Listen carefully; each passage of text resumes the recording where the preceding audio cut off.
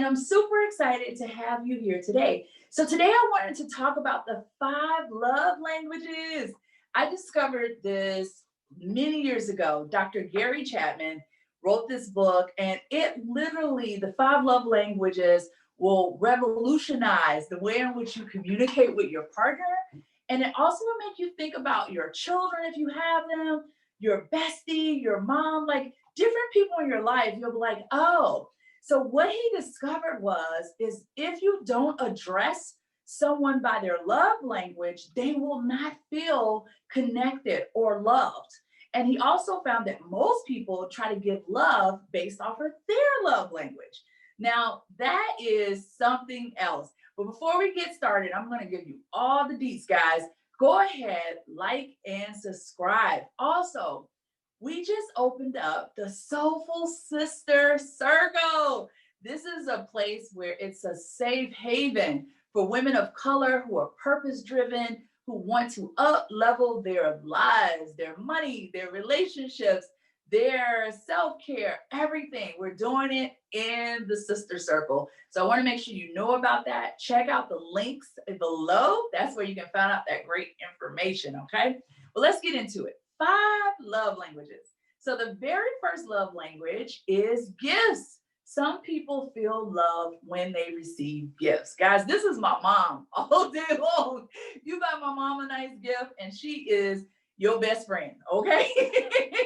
And if you come empty handed and you like, you'll give her a hug, she'll be like, oh, okay, or a card. And it's like what they used to call a dry card. She will accept it, but she would be like, oh my God, they just gave me a dry card. Because when someone spins on her or presents her with something that is of value, and it could be like a picture framed, it could be like flowers, she feels valued like that. She really feels valued through that gift. Another love language, and this is one of my main love languages, is spending time.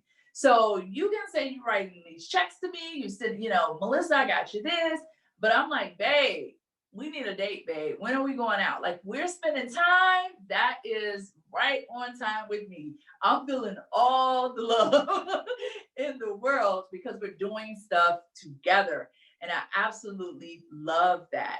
A lot of men, not all men, but a lot of men, believe it or not, ladies, service is their main love language. So them doing things for you, getting your car cleaned, taking the trash out, taking your clothes to the laundry, cooking dinner. When they do something for you or you do something for them, that's how they feel loved. So you want to know this about your spouse. What is really important to them so that they feel cared for and taking, and like they really, like you really invested in giving them what they want versus just invested in getting what you want. And for some people, it is words of affirmation. I have clients like this too, where like they need to hear, hey, you're doing a good job. Or, hey, thanks for showing up for me today. Or, hey, you looking good today, girl. Or, either from their coworkers or their friends. And there's nothing wrong with that. Their love language is affirmation. So hearing good things really makes them feel good. And so you can also tell yourself good things, right? Which is good. I do that from time to time.